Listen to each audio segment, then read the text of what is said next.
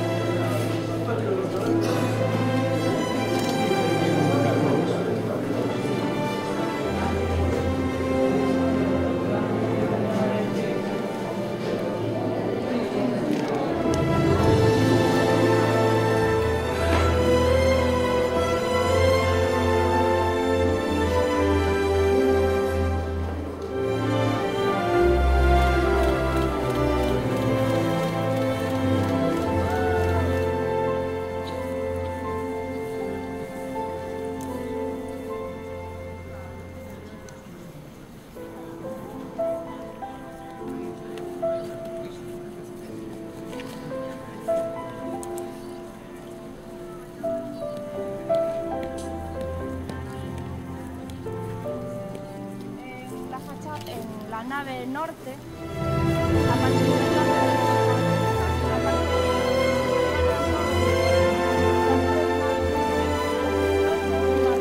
clásico,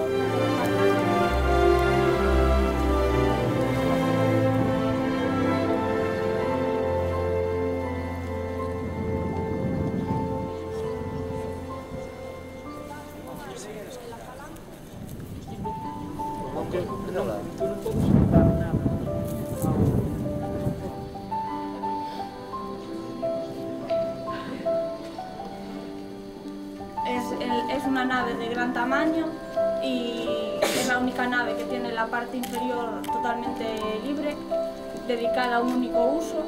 Aquí se almacenaba el ganado y, como en la mayoría de las casas gallegas, el calor de los animales iba hacia la parte superior, que era donde estaban las habitaciones.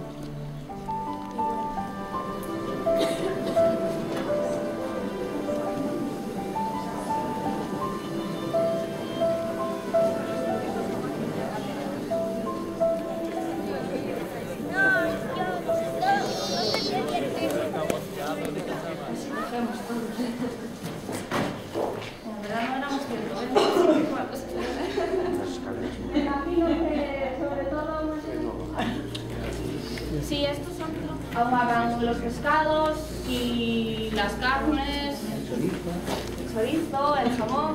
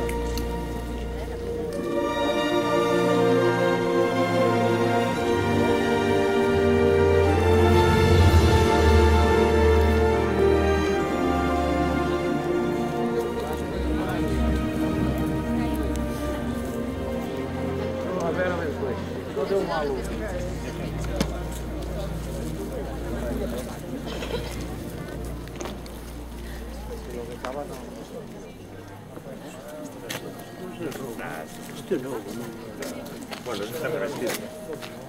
Muy nuevo tampoco, ¿eh?